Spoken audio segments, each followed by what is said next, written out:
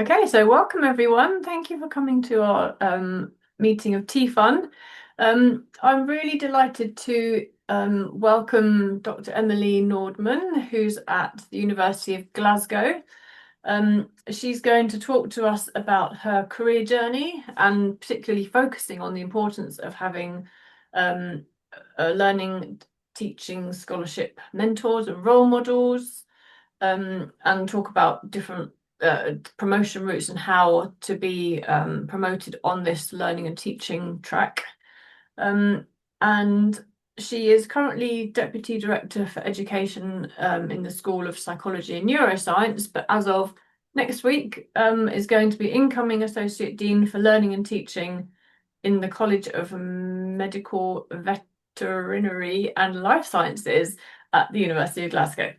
So I think that's enough of an introduction to Emily.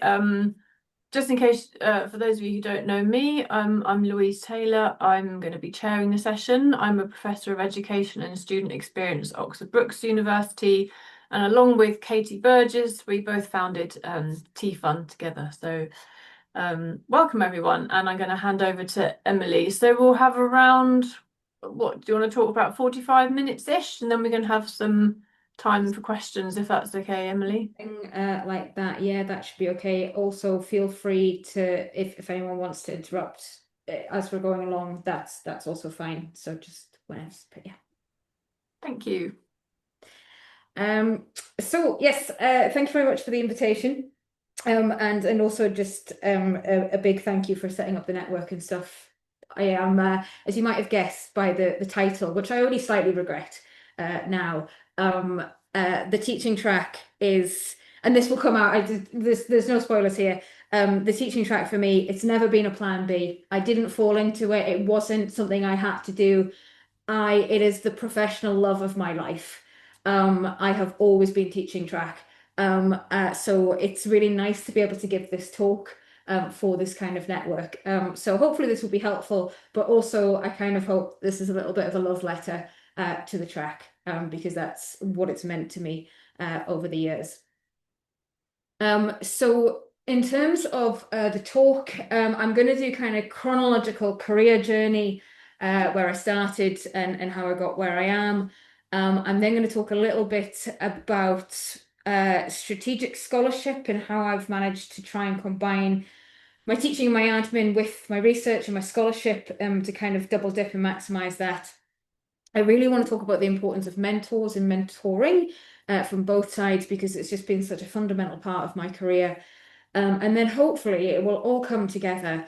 And I will try and end by talking about why I think education-focused careers are vital for both the individual, the institution, and the sector, and why I think we do need separate tracks. Because I know not everyone agrees, but I very much do think we need separate tracks. Some caveats before we begin. This talk will be evidence-informed rather than evidence-based. So there's not going to be citations on every slide. It is going to be my experience and my opinion, but that opinion is based on having read and engaged with the evidence. So there's my caveats. I've put some links there. I'll share the slides as well. They're already on the OSF. At the end, of some things that I think have particularly stuck with me. So earlier this year, Advanced HE put out a report on education-focused careers that I thought was incredibly useful. If you haven't read it, I would definitely go and read that. There's also Buller a recent paper that was looking at the experience of education-focused academics and that kind of thing, between what's the purpose of an education-focused academic versus the definition, and how do we support that. And then a couple of papers that I would really recommend, if you're education focused. One about knowledge brokering, which I'll talk about a little bit later, about how you don't necessarily have to do primary research, that we can be, we can package up research and do that as a scholarship. And the final paper on that list is about making pragmatic choices in higher education. And this is actually one that I peer reviewed during COVID. And it's really stuck with me. And it's all about how what we do as educators is often not the gold standard. It's what's possible and what's pragmatic. And actually, you have to take into account everything when you're talking about leadership and what you do on the ground. I also just want to give a little bit of context about, I suppose, what's underlying this talk. Um, I now have the language to say that I come from a background of multiple deprivation. I am not going to talk about any of this, but I think there are certain things about my career and the things I've focused on that make a little bit more sense if you know that when I talk about inclusivity and fairness and equality and access to resource and support, I make a bit more sense if you know that for a lot of my life I didn't have any of that. Right? So when I say it's important to me, I don't just mean as a kind of something I read about. I'm not going to go into it, but I do make more sense if you know that. I'm also going to talk about the fact that I have worked very hard, but I'm also going to balance that by hopefully acknowledging in multiple places that I've been lucky, because I think it's really easy, particularly if you come from that background of multiple deprivation, to fall into that trap of thinking you worked your way out of it. And I did to some extent, but I've also been incredibly lucky. So I recognize my privilege as I am in a two-income, no-child household, and that helps a lot. I am married to a woman, and quite frankly, when it comes to the division of labor, I am the man in that scenario, and I benefit from that. So, I also have a lot of privilege, and I don't want to be the survivorship bias, is what I'm trying to say. Okay. So in terms of the start of my career, I have an undergraduate psychology degree from the University of Edinburgh, which I did from 2004 to 2008. And I really was not the strongest student. It wasn't terrible, but I graduated with like a low 2-1. And I think part of it was, coming in, I'm not technically first in family, but didn't really have any advice going on, study skills and all that kind of stuff. Muddled my way through it. And my dissertation supervisors, I had 2 of them, because whilst I might not have quite known what I was doing, I certainly had a lot of enthusiasm. And I wanted to do my dissertation on British Sign Language. So I'd had a supervisor in psychology, Louise Kelly, who's a psycholinguist, and then I reached out to the School of Education and got another supervisor, Rachel O'Neill, who was a lecturer in deaf education. Now, what they should have said is, no, this project is mad. You're an undergraduate level 4 student, calm down. And I'm eternally grateful and lucky that they didn't. And that they took me on and allowed me to do a project that wasn't the strongest bit of academic work, but taught me a lot about project management and research and skills and stuff. That photo there is actually, this was just taken last year, I think it was, because that's Louise Kelly. And it turns out she is the mother of one of our students who graduated, and she was suddenly there at graduation in Glasgow, and I just burst into tears because I hadn't seen her in 20 years. And I was like, you mean a huge amount to me.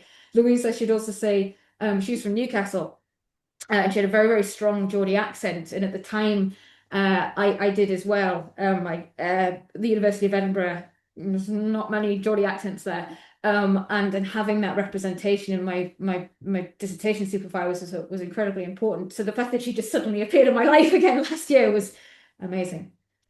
One of the other reasons I was so incredibly lucky to get Rachel O'Neill as my supervisor is because the summer after I graduated, she sent me a link to this job, which was a research assistant position at the University of Aberdeen. And it was an RA job looking at deafness and numerical cognition.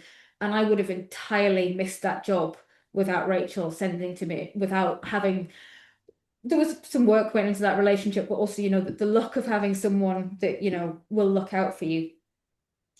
So I went to Aberdeen to interview for the research assistant position, and halfway through the interview, they said, do you want to do a PhD? And my supervisor, Sandy, she said to me afterwards, she was like, on paper, you were not the strongest candidate. On paper, you are actually probably one of the weakest. But she was like, we said, do you want to do a PhD? And your eyes just popped out of your head and you started talking about all these books you'd been reading about. I think I'd been reading like Stephen Pinker's The Language Instinct or whatever. And they took a chance on me. So I did my PhD part-time, and it was psycholinguistics. It was models of word production with Sandy Cleland. So I did that from 2008 to 2013 part-time, and the research assistant position was until 2012. I managed to avoid teaching until about 2011. And when I say avoid, I was just like, no, no interest at all, teaching beneath me.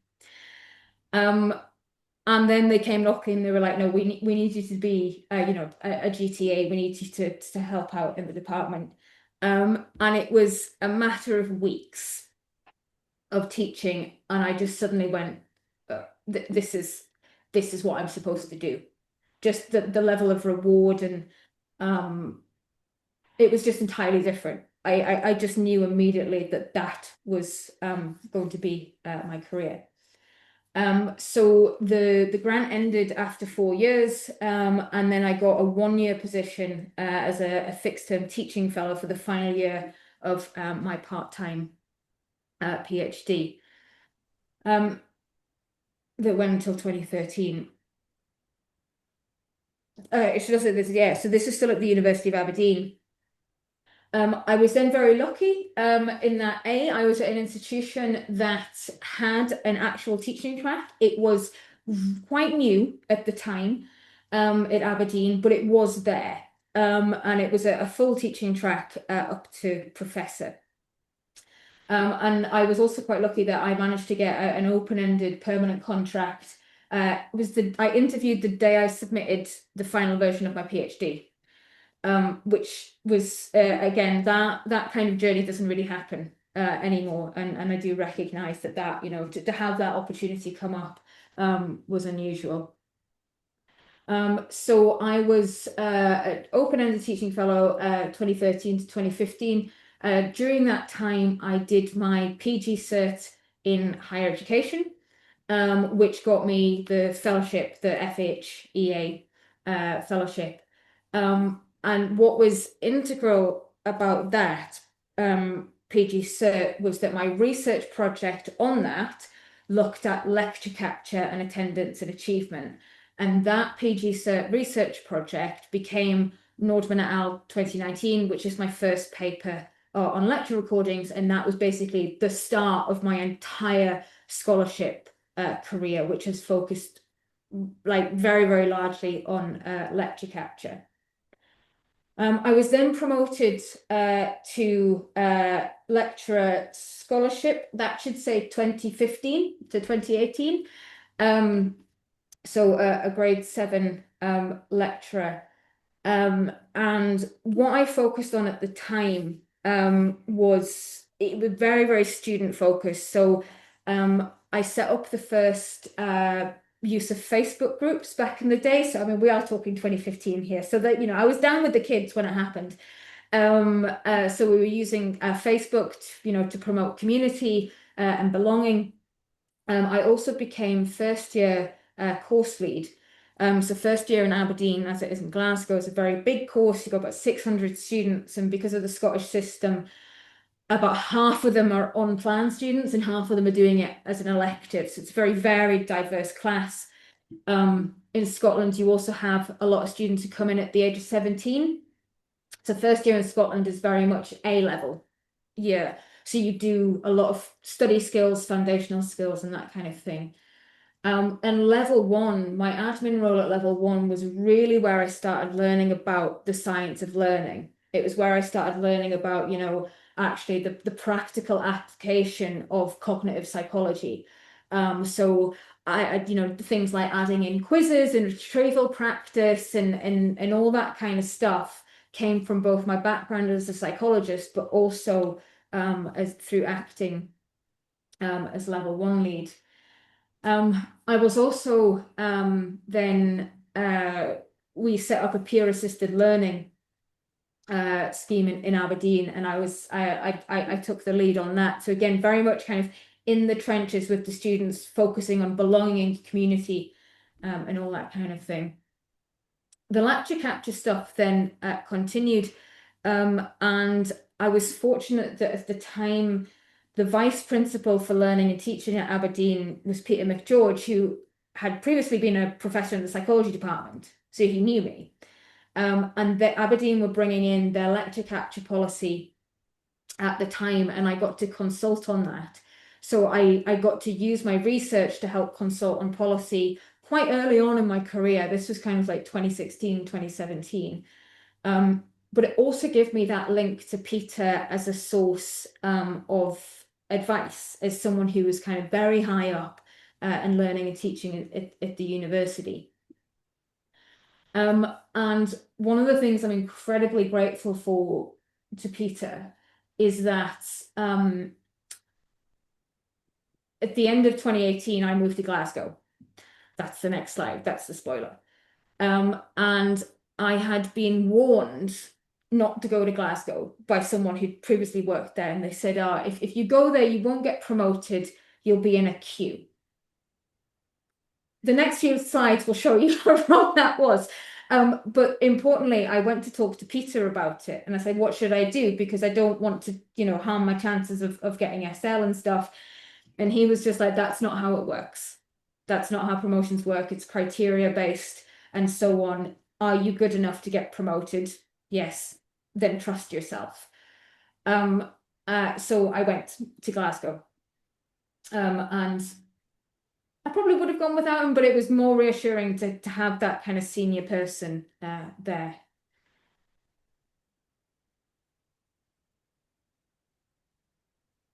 So I've been at Glasgow now since 2018. So I was a grade 8 lecturer. So Glasgow had grade 7 lecturer, grade 8 lecturer, grade 9 senior lecturer, and then grade 10 as professor. So I was grade 10 from 2018 to 2021. And what I came to Glasgow to do was I'd seen Glasgow on Twitter a lot. I'd seen Niamh Stack, some of you may know Niamh, talking about open science and reproducibility and the replication crisis. In Glasgow, quite early on, moved to teaching students in R and teaching them programming. And this was something kind of in terms of my values that I really, really strongly aligned with. And I knew I wanted to go to Glasgow. So I became a part of the site HR team, which has developed open and reproducible methods. So I now teach R to 600 students and have written various online books. What was really nice was that at Glasgow, I got to continue being level 1 lead. So I had a 1-year break in the role, but I then got to take those skills and apply it to a different context. And Aberdeen and Glasgow are quite different in terms of the students you get and the demographic. What that means is I've essentially had 10 years in an admin role in 2 different institutions. And I've absolutely loved it. I'll be giving it up this year. But I've the privilege of being able to do something you're good at that you enjoy for a decade is immense. And there's many things wrong with higher education, but I've had 10 years of a job that I got up and wanted to do in the morning, and I'll forever be grateful for that. I was then promoted to senior lecturer in 2021. Turns out Peter McGeorge was right. And it is just about the criteria. And that promotion was based upon the scholarship work that I've been doing with the lecture recording research, which I'll come to in a bit, but also things like using social media to share resources, kind of putting myself out there and making those networks and those connections, but also the leadership of level 1 and having that very, very big course. I should also say, of course, what happened in between that time was COVID. And again, I recognize my privilege here hugely, and that there's so many women that I know whose careers were hit during COVID. Childcare, just taking on the additional burden, and mine wasn't. I recognize that essentially, if you look at COVID in my career, you should treat me as if I was a man. I really did benefit from it. And I'm grateful to it for my career, but I also there's something about it that makes me uncomfortable. That I know that actually I think my queerness in many ways saved me from some of those things. So I was promoted to senior lecturer in 2021. And this is, I suppose, when sorry, yes, Liam, not all men. I promise not all men. I'm wildly generalizing here. Yeah, so senior lecturer then became very much the leadership bit of my career started to ramp up. So I went from contributing to Glasgow's lecture recording policy committee to then leading the policy. So we did a rewrite of the policy where it went from lecture recordings to the recording of teaching, which was much broader because after COVID, what we were recording really opened up. And my research in that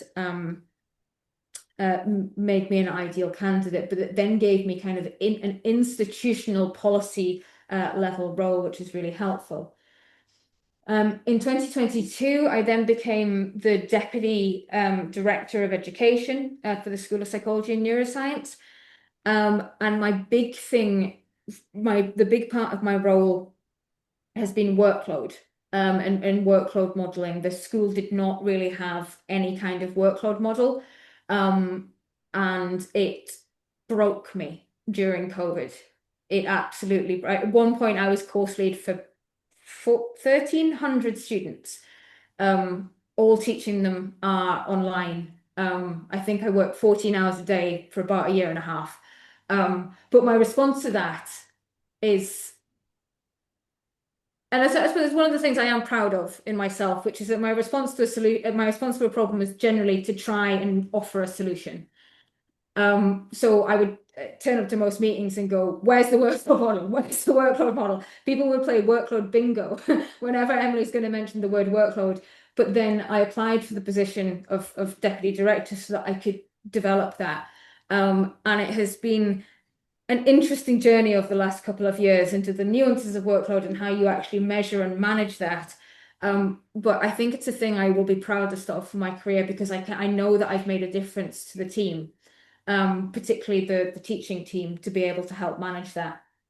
And psychology currently has the most favourable ratings about workload management in the college, which is incredibly satisfying. The other thing that we did was that we set up the Pedagogy and Education Research Unit. So I was sent ahead from its inception in 2022 until 2024. Psychology and neuroscience at Glasgow is a little bit of an outlier, even in terms of the institution. We have an extremely large team of TNS staff. There is about 30 of us. It's about 50-50. In terms of LTS and R&T staff. And what that means is that we did have that strength in numbers. So I've written about this elsewhere in a blog, but one of the reasons I think institutional SOTL networks are so important is quite often you're working in these really small teams and you can feel quite marginalized. We're a little bit different in that we're just massive. So we could kind of make a center ourselves. So we set up Peru. And it's such a wonderful experience to be able to kind of bring the team together and give them that real sense of identity as a research center, as LTS staff. Again, recognizing that very few people could do this because very few people have the size of the team we had, but to be able to create that, that sense of belonging was really valuable. I then became so MBLS is the College of Medical, Veterinary and Life Sciences, and I'm now a network lead. So we set up a network for LTS staff across the college, and it wasn't just a scholarship network. It was kind of trying to look at the whole piece, so looking about promotions and esteem and leadership and everything, and this has been really interesting for me because I think it's maybe highlighted over the last couple of years some of my preconceptions and biases that I've had coming as a psychologist, which is that the route for me to transfer from psycholinguistics to educational research is nowhere near the jump that you're coming from if you're doing molecular biology. You know, I was a cognitive psychologist by training. That was a much easier move than many of my colleagues in life sciences. So we're trying to kind of make sure that we've got more consistent support, or at least that's not even just consistent, but the support that different people need across the college. In 2024, so in November, I got Principal Fellow of the HEA. I should say I skipped Senior Fellow, which wasn't intentional. It was just I planned to submit Senior Fellow in 2020. And then I got quite busy with something else. And it turns out that you don't need to have each one, that you can skip them. I'm not saying you should, but it wasn't necessary. And by the time I had time to do it after COVID, I was like, I'm just going to wait another year and go for principal. And thank you to Louise for all of your help in supporting that process, for all the feedback on it. I have also applied for professor this year. I find out in about a month's time, the 27th of June. So we'll see whether or not grade 10 comes through then. And yes, as of the 1st of June, I am now going to be Associate Dean for Learning and Teaching for the college. And my remit is going to be supporting staff on our early career development program. So LTS staff, particularly grades 7 and 8, as well as some kind of curriculum reform stuff. We're bringing in this Curriculum for Life initiative, which is kind of skills-based courses in employability. So my job is to kind of find space for that.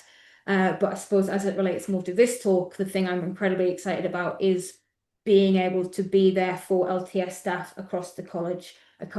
I want to give back. At this point, the track has been everything to me, and I want to be able to give back. So I'm very excited that I get to do that in a broader way.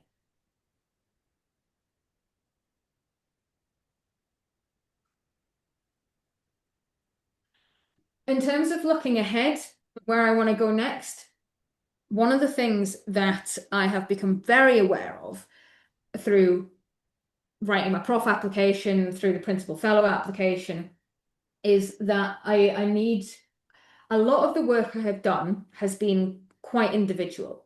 And this wasn't necessarily a conscious choice. Because of the nature of the lecture capture work, what I tend to do is I go into individual institutions and I talk to them about their policy, and I get invited to do a talk, and I get a lot of invited talks, but they all tend to be quite individual.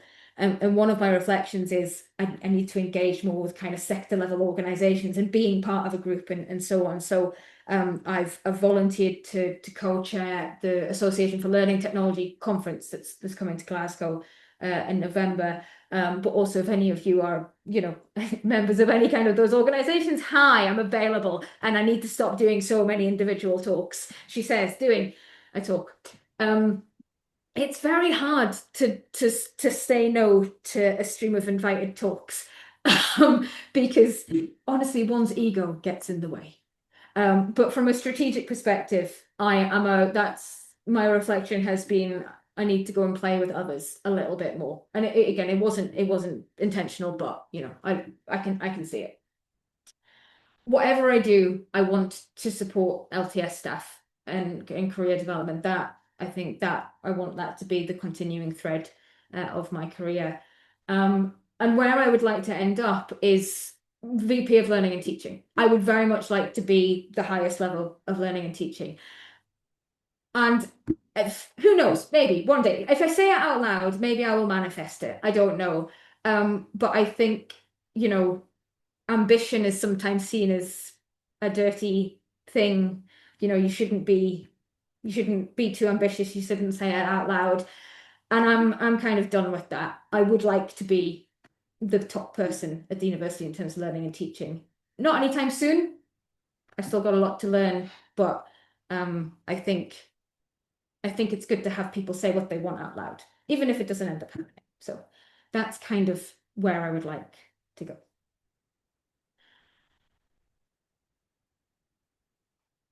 So in terms of that strategic scholarship piece, I just want to kind of like focus in on the research side of things, and like, because I haven't really gone into too much detail with that. One of the things I think I've managed to do relatively successfully is be strategic about my research and connect it up to what I'm doing with my teaching and admin. And this is always my kind of primary advice for LTS staff, which is to try and make your teaching support your admin support your research, and so on, so that you're not having to constantly switch gears. And the other thing that was really transformational for me is when I've read that paper about knowledge brokering, and what it did is it gave me the term for what I was aware that I was doing. And it's that, thing of actually language is really important, that you need to be able to describe what you do.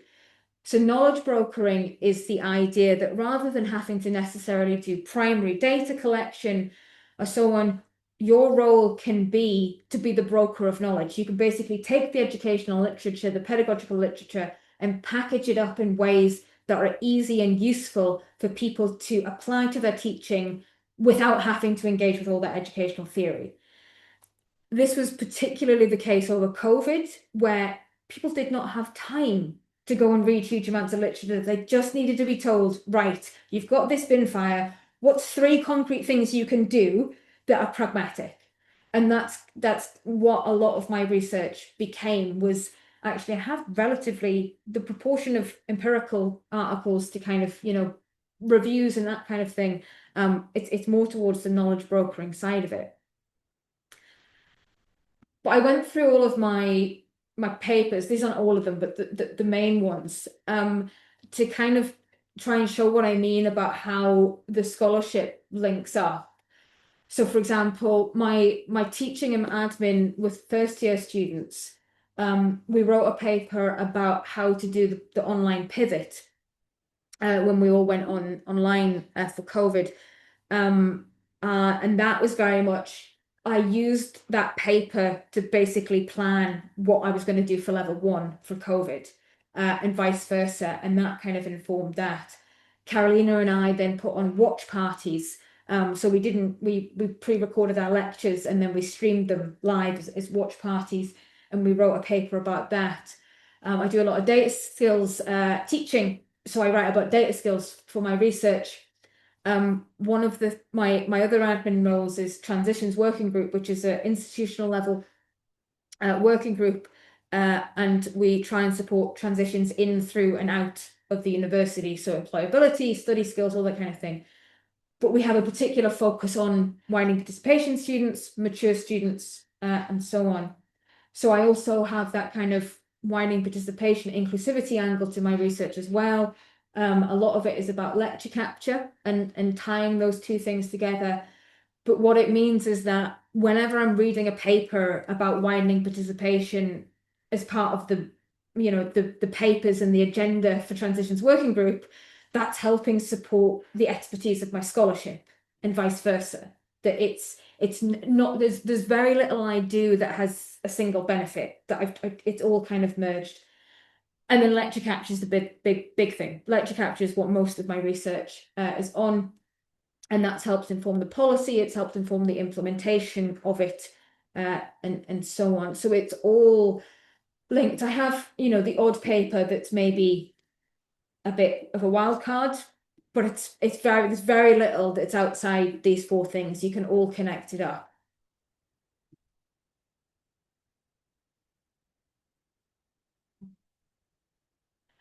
So I also said I wanted to talk about mentors, and I can't overstate the importance that good mentors have had to me, and I would say that both formal and informal mentors are worthwhile. So it might be that you get assigned a mentor from your school or institution, but you might also have people who are informally your mentors, and they can be just as valuable. I would say for those of you, for people who are education focused, having an education focused LTS, whatever you're going to call it, specific mentor is vital. You need someone who's on the track, who knows the track, because the experience is just different. If someone has had a career on R&T and has nothing really to do with teaching, then don't get me wrong, that might be valuable for one bit of it, but you will also, I think, need an LTS specific mentor as well to help with the other stuff. I think peer mentors are also really valuable. And again, this can be formal or informal. I have a group chat that gets me through the day. Right? It gets me through the day. But you know what? My group chat is a critical group chat. It is a group of amazing women who will tell me when I'm being a bit of an idiot. They tell me when, they will proofread my emails. They will tell me to say no to talks. They don't do it often enough because I forget to ask.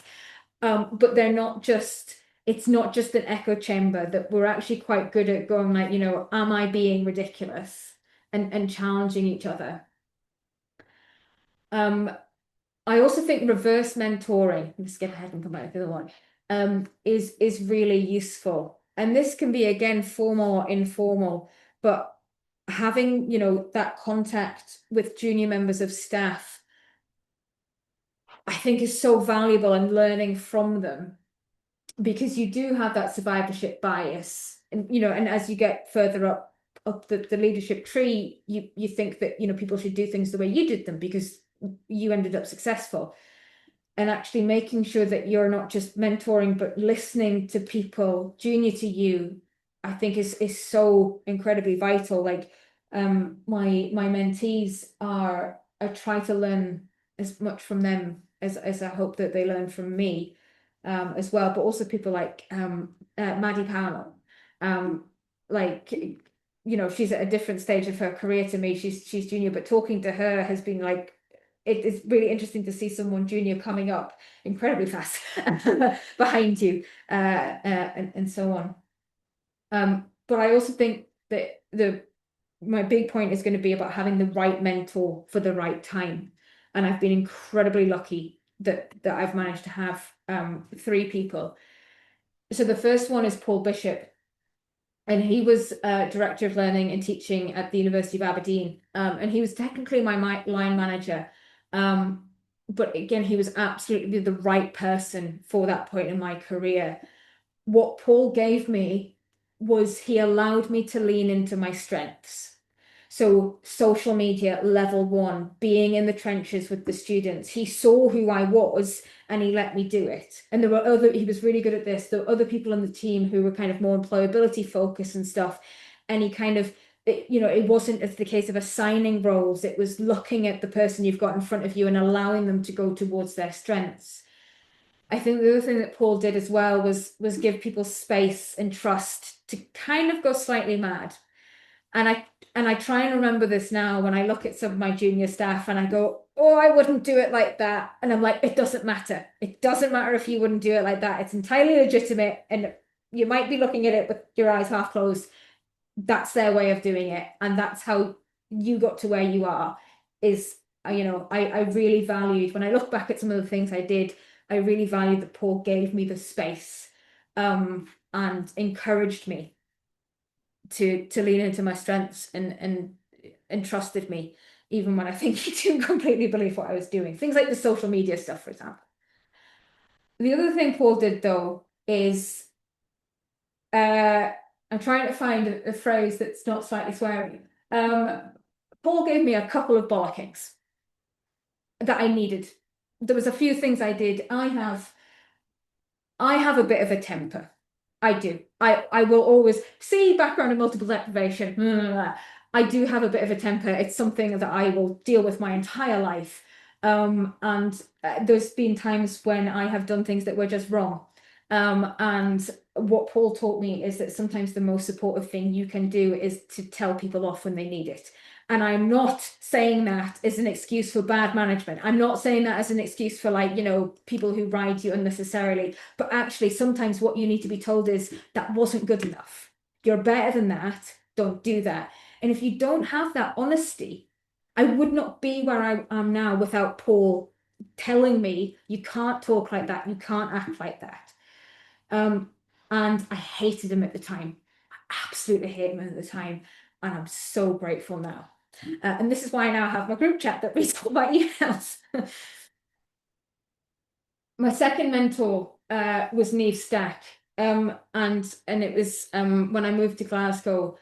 The things that I learned from Neve are people follow leaders who have vision and they have values. I came to Glasgow because of open science and reproducibility, and it was that vision that led me here. And it wasn't easy. The change, moving a department to R is not an easy thing to do. But Neve believed in it, and she was willing to spend years of her life to do the right thing. The other thing that Neve taught me was about looking at the whole person you have in front of you. I am aware of the time. I'm going to speed up, I promise. When I left Aberdeen, I had some unfortunate interactions with my head of school about I'd had some homophobic student comments. I was not supported at all. I was told I probably shouldn't have been talking about my personal life. All I had done was mention my girlfriend. It wouldn't happen now, and it wouldn't happen now, and it's very much shaped how I am as a leader, which is like and just before I left Aberdeen, it was National Coming Out Day. So as a parting gift to the head of school, I'd put up flags in the windows everywhere, and I'd put a photo of them on Twitter. And I was in my office in Glasgow unpacking, and Neve walked in, and the first thing she said to me was, "Where are your flags?" And here's the thing. I would go into battle for Neve Stack, and I would not ask what we were fighting for, because I can't tell you how important that was. I'm going to cry. I can't tell you how important that was to come from that environment. And for the first thing that she said to me was, "Where are your flags?" I'm going to cry. Anyway, I really love Neve Stack.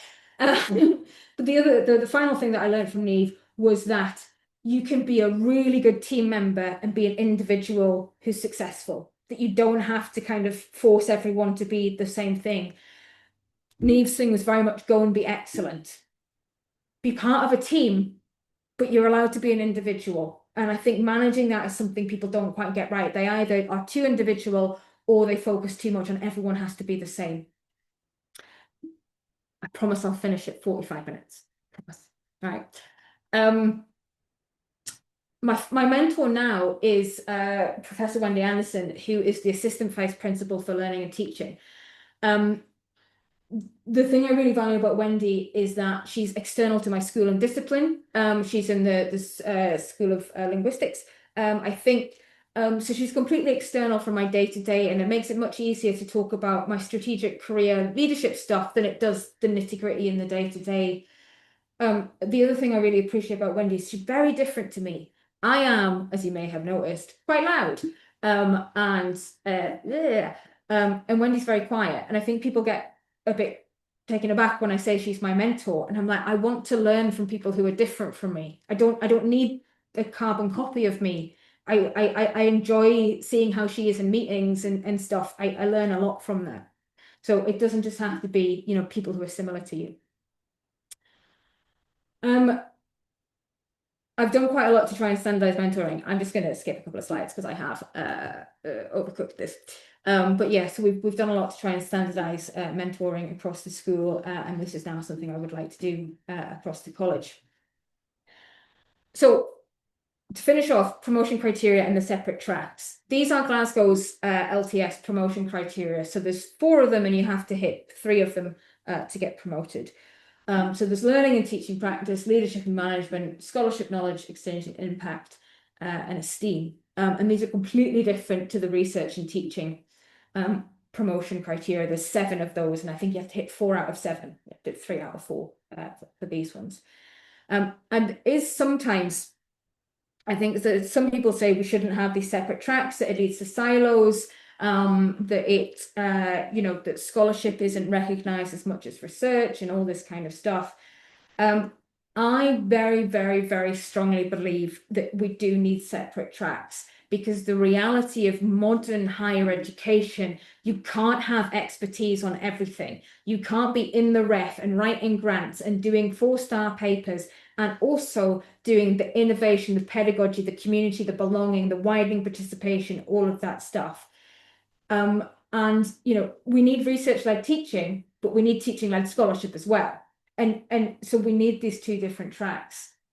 And I think the only way of giving people actual agency and reward and recognition for their teaching role is to have separate promotion criteria. People sometimes say, oh, you should be able to get promoted on the criteria through teaching. And I'm like, well, I will see it when I'll believe it when I see it happen. I don't think I've ever seen someone in an R&T contract get promoted on just the T. And also, if it's not, you need it written down.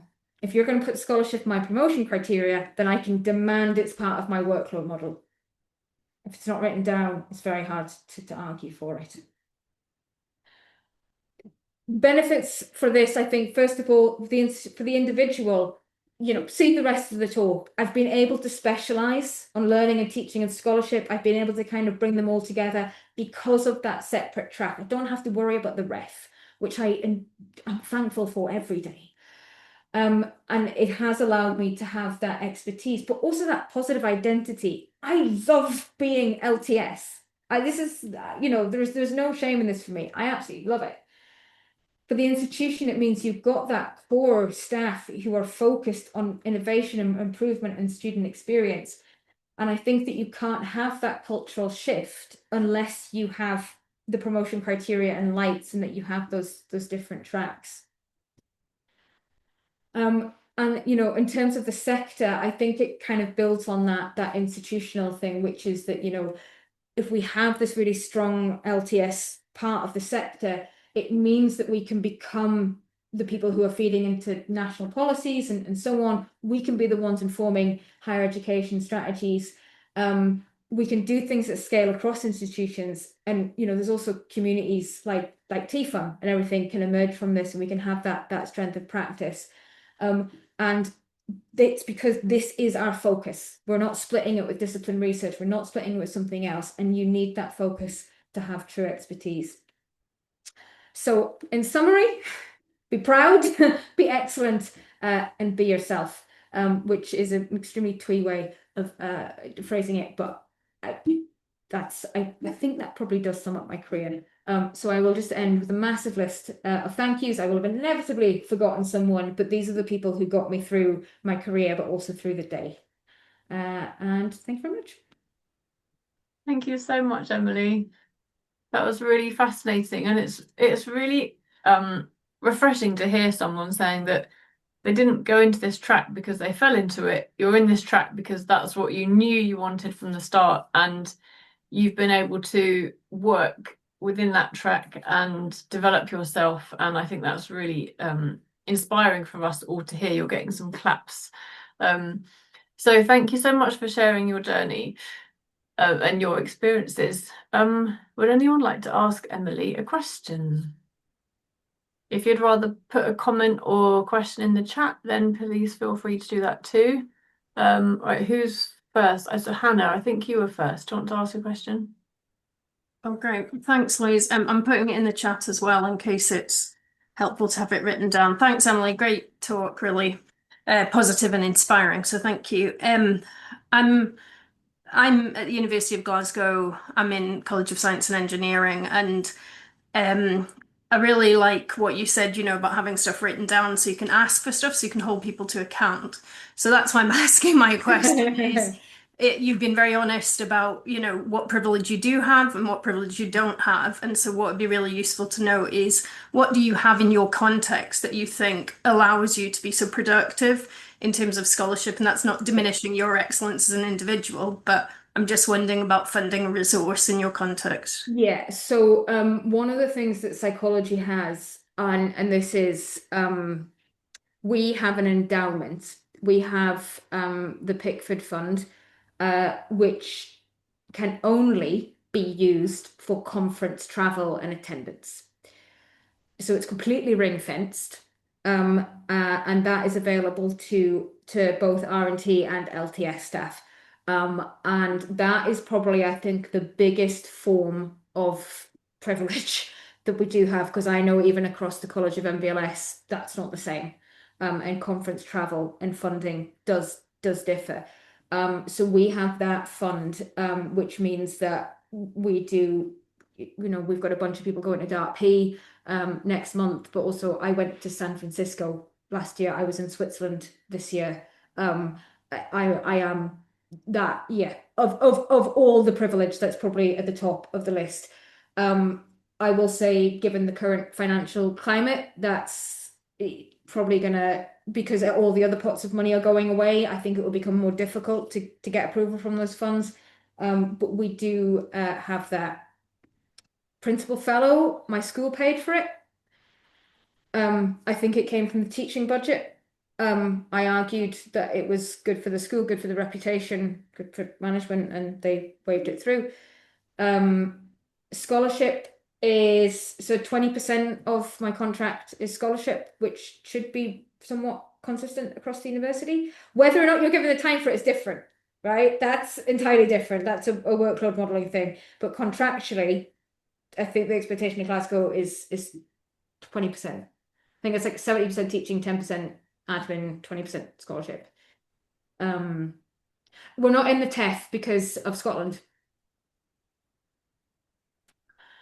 And was it scholarship research leave? So the College of MBLS have just launched a scholarship sabbatical scheme, although it's in its first year and it's still very much getting up and running.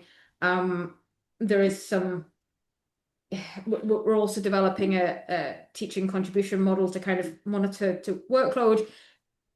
The two are somewhat, they go hand in hand, which is that in order for the scholarship sabbatical thing to work, you need a bit of buffer in the system so that people can backfill.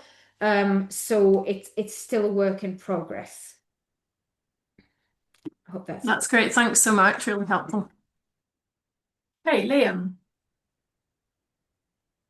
Hi, yeah, thanks so much, Emily. That was really interesting. I should probably apologize for my RC comment at the beginning. No. I really didn't want to. Yeah, so no. I said it and then I was like, oh, I hope I haven't knocked your flow. And yeah, it's just rude of me. I apologize. I had a couple of questions, but I'll stick to the one that's more kind of one about open science, which Yep. but there's one about, you mentioned workload models. Mhm. And now I've been in a few different institutions, and even in the same institution where I've had a director of teaching who's been very, very workload model focused, and another one who has been completely like, I don't look at it. And I wonder, from your experience of having worked with this, and it sounded like it was a really positive experience, what does a good one look like? And what are the principles of what good workload modeling look like?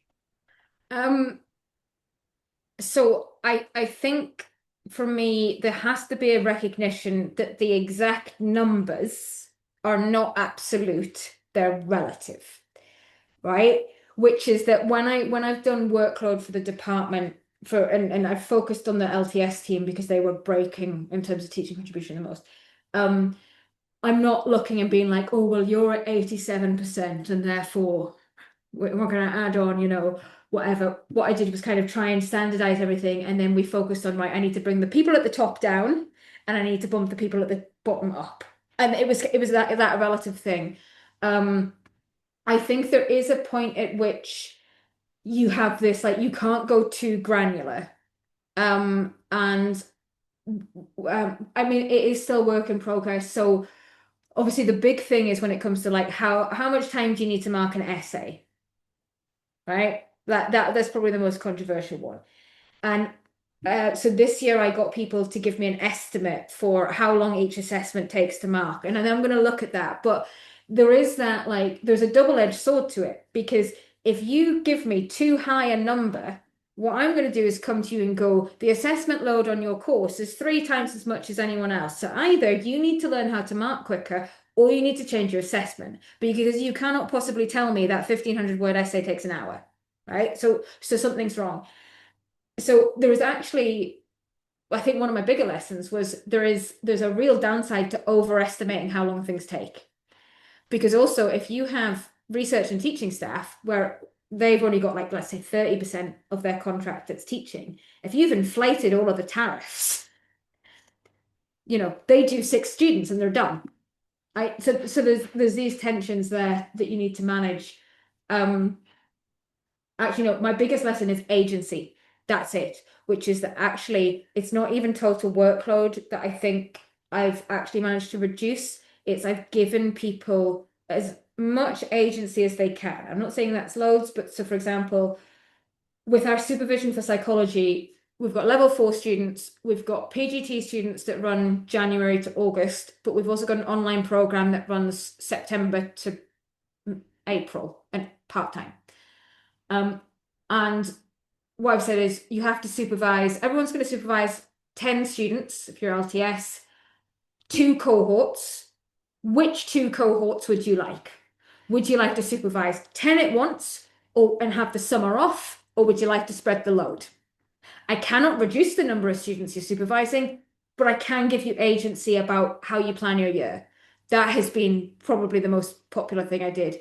I've also, I send out a form now every year about teaching allocation preferences. So it's like, what are you teaching that you don't want to teach anymore? What don't you teach that you'd like to? What are your preferences for labs and stuff? And it's very much caveated with core business needs to be covered, right? You know, there's only so much, but actually it's been really helpful in getting an understanding of what it is people care about. And now a couple of years on from doing that a few times, we're now in a position that actually from the LTS team, I'm still working on the R&T staff, most people are doing kind of what they want.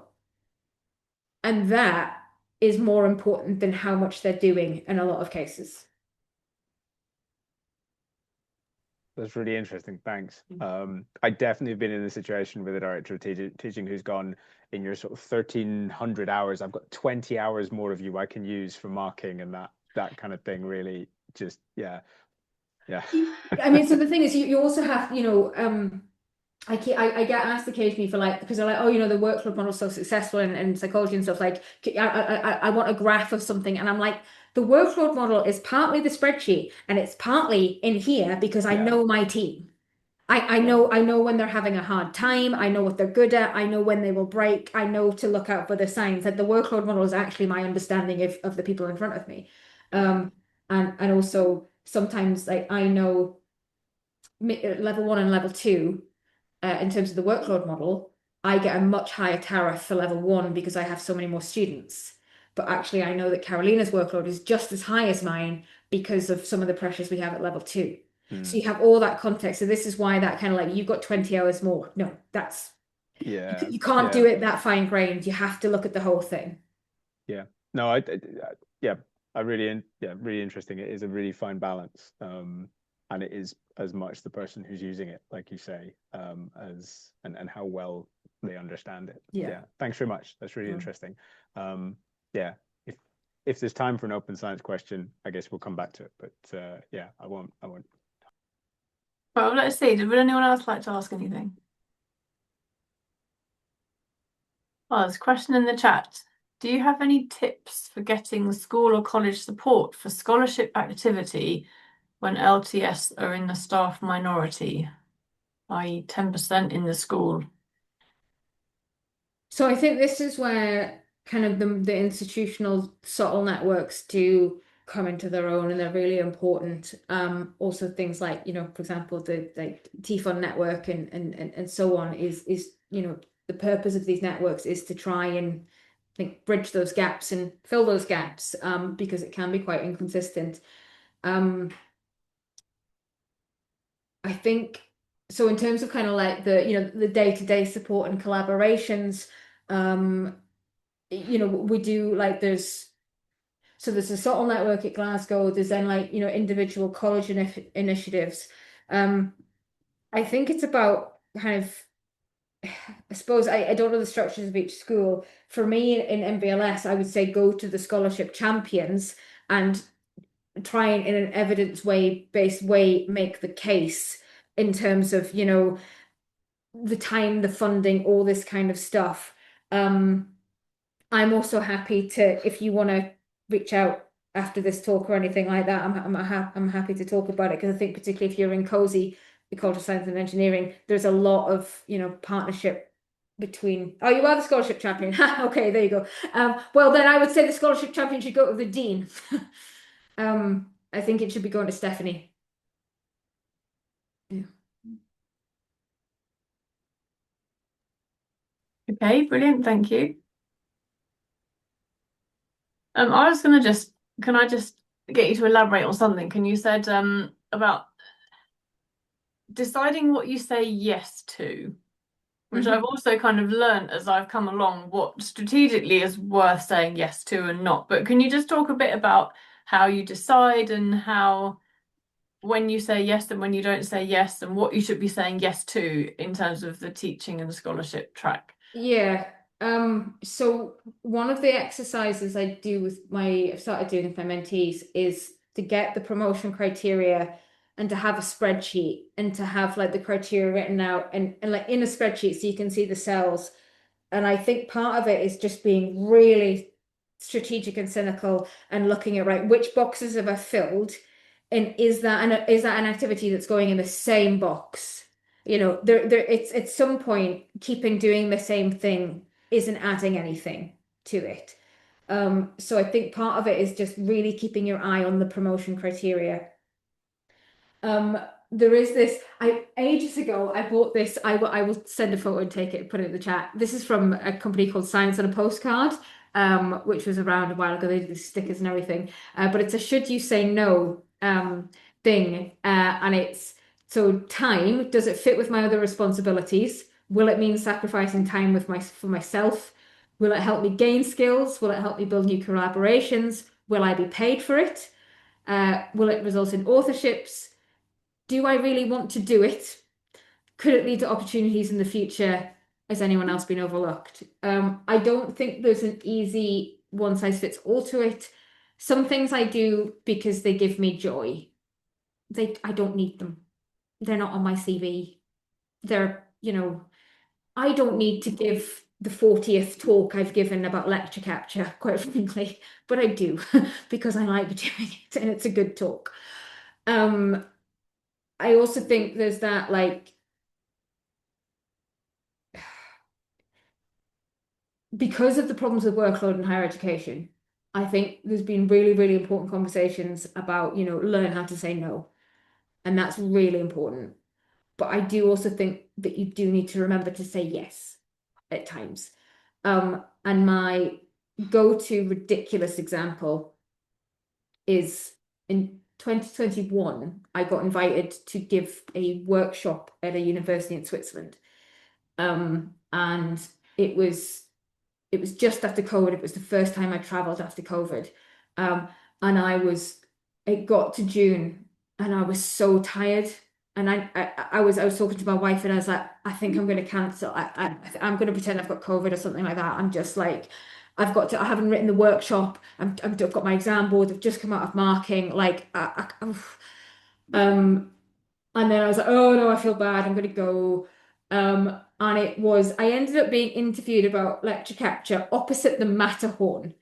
And I got taken to Zermatt. There's a photo of it, honestly. And it was one of those, like, it was that real moment of like, sometimes you have to remember to say yes, that you don't know what's going to come out of it. And that's a ridiculous example, but also, go to that conference because you don't know who you're going to meet. You don't know what ideas will spark. And I think if you never make time for scholarship and you'll never have time.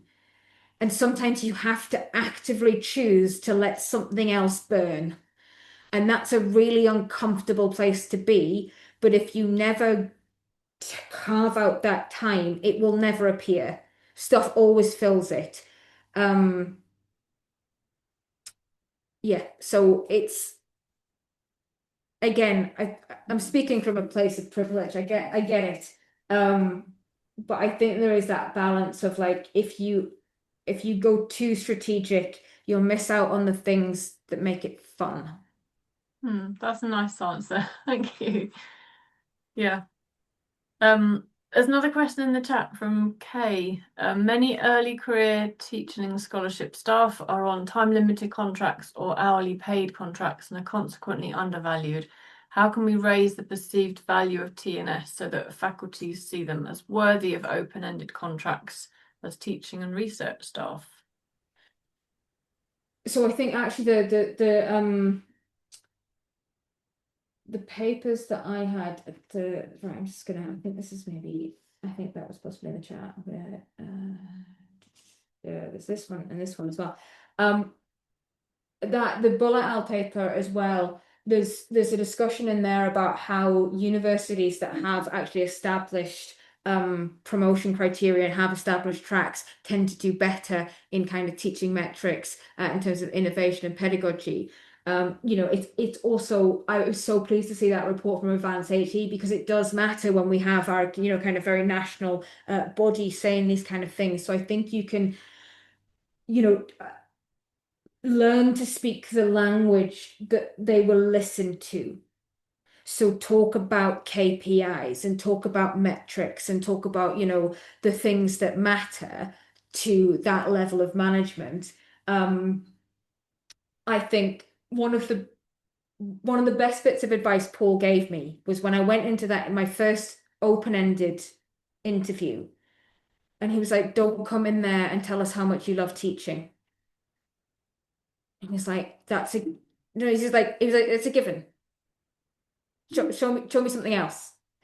So I went in there and I'd memorized the NSS, and I knew all of our KPIs, and I knew what we were weak on and what we were strong, and I knew how I could strategically contribute to the department. And that was what got me that job, which is, when we're talking about the value of TNS, and this sounds quite cynical, the value of TNS staff isn't that we love students. It's that we have expertise and we can improve the student experience. We can diversify higher education. We can widen access and participation. But it's not that we love students. And I think sometimes we have to take a step back and divorce the love of teaching from actually what the impact teaching has. So I would really lean into the business side of it, make the case in terms of the outcomes that they want. Because it's there. The case is absolutely there, but you have to use the language.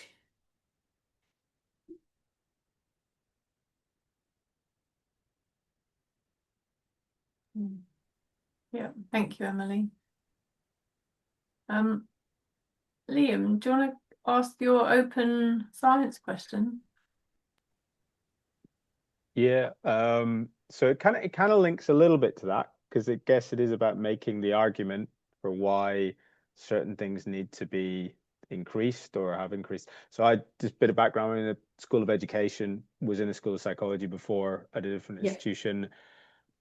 I was originally employed here to do developmental psychology and research methods, but because of restructuring and programs that are no longer going ahead at my institution, I'm not going to get to do as much research methods teaching, and particularly open science, art, things like that, within the School of Education that I'm in. And I guess I don't know if it does speak to your experience, because you went into Glasgow. I wasn't sure how far along they were with moving over to R when you went, but how do you make the arguments that, I mean, for me, it's even more fundamental that quantitative social science research skills need to be taught in this space, which is kind of a given in psychology. Yeah. How do you advocate for that? Because that's something I'm really passionate about. Like, going back to your other point about do something you really care about and you want to do. Yeah. I thought I was coming here to do more of that than I had the opportunity to do at the old place, and it hasn't quite turned out like that. So I think I would say, I mean, the move to R is a big one, right? It's not actually the students that are the issue. It is the staff, okay? Because, if you teach R at level 1 and 2, what you need is dissertation supervisors at level 3 and 4 who can do R. Right? So in this whole pipeline, and you need to do a huge amount of staff training and upskilling. And I think Neve has the battle scars from the move to R. It was something that took many, many years. And it was somewhat embedded by the time I got here. So I wasn't here for the real, the big fights and so on. It is now such an ingrained part of the culture that I have to remind the team that what we do is still quite special. And I keep saying to them, go out there and tell people about it, because they're so used to it all. I think one of the things you can do is, so we've got this, I'll just put it in the chat there. We've got this new preprint, it's just been submitted, about putting open and reproducible science into assessments, but in ways that are like so that Christina Bergman refers to like the open science buffet. It doesn't have to be all or nothing. So there's things like, pre-registration you can put into a dissertation without R. You can get them to, my first years, write a registered report rather than a report or an essay, right? You don't need R for that. You can get people to print out their SPSS syntax. Like, and it's not quite learning R, but there is those kind of things. So I think that if you're not in that position of leadership where you can kind of take it from the top and do it that way, and you're more making the case than there is, I think there's ways that you can build that into the curriculum that mean, you're at least going in the right direction. And I think a lot of it can be fear. So for example, pre-registration of dissertations, people seem to really worry about, but actually once you've got people doing it, it's like, oh, it's just a proposal. It's just this, slightly more specific proposal. Yeah. So yeah, there's also, for example, you could use JASP rather than SPSS, although that doesn't actually solve the programming issue. It solves an open source issue. Yeah, I really want them to be doing some data handling and wrangling, which JASP doesn't really lend itself to either. So yeah. So I mean, the thing in Glasgow was not actually about R, it was about data skills and stuff. So in first year they don't see a p-value for us. They just do cleaning and wrangling and everything. I'd much rather everyone could clean a data set than run multiple regression by the time they graduated. That does require a wholesale, change to the curriculum, because you need to put space in it. You need to decide what you're prioritizing. So, but I think there are little things that you can do that would be less politically difficult.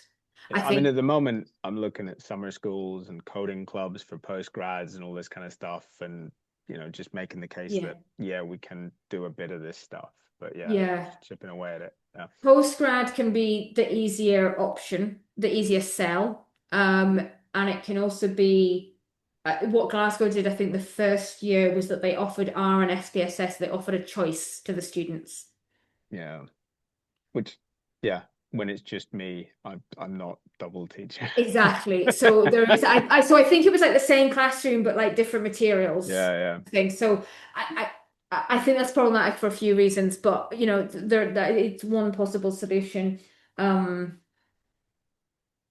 Anyway, I can see I'm taking this a bit away from teaching and scholarship. So I mean, it's me thinking about how I go on that scholarship track and do things that contribute. But what I would say, the one thing that we didn't do at Glasgow, and we've been chasing our tails, is we didn't really put in any evaluation process in at the start, and we don't really have that many papers about what we did because we didn't really plan the value. But it's also one of those things. It's very hard to evidence that things got better because it's not a randomized control trial. You don't have different groups and stuff. So it's, if you're going to do this, have a think about, think a couple of years down the line, what paper would you write? Even if it's just something as silly as like getting permission to use the learning analytics and the grades and all that stuff in advance, so that you've got it there and you can kind of figure it out. That's what we did not do, and we should have done. Cool. That's a good tip. Thank you. Cheers.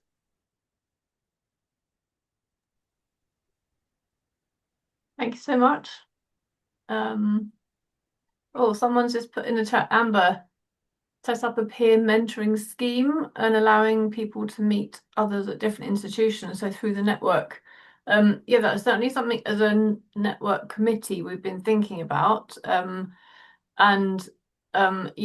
it up is just really a question of logistics, I guess. But thank you for the suggestion, and we'll keep talking about it in terms of how to manage it. I mean, is it something that you think would be helpful for you in terms of having a lead in coordinating a mentoring scheme that would enable you to help, support your promotion and leadership and management opportunities, which is often one of the criteria on this pathway? Then maybe we can have a chat about it. But thank you for the suggestion. That's certainly something that's on our radar. Okay. Would anyone else like to ask anything, or we can draw to a close. All right, thank you, Jackie. Well, Emily, thank you so much. It was a really open, honest, brave, inspiring talk. I think it's really refreshing to hear a woman talking about their career aspirations. And that's, yeah, it's just really encouraging and exciting to hear that. I think I'm a lot more kind of private about it, and I don't need to be it doesn't need to be. And I think we should, if we do have that aspiration in mind, we need to talk to the relevant people to find out what we do need to do to get promoted to the next level. And part of that process also is about making a greater impact on what we're doing by sharing it with others and supporting others, and supporting teaching quality on a wider scale than just in our own institutions. And that's really important as well. Okay, thank you so much, everybody. Thank you very much to Emily again for giving up your time. I hope you've had a fun time and that this wasn't just another talk. It's been really nice to do it. It's been, yeah, love that to the track. So yeah.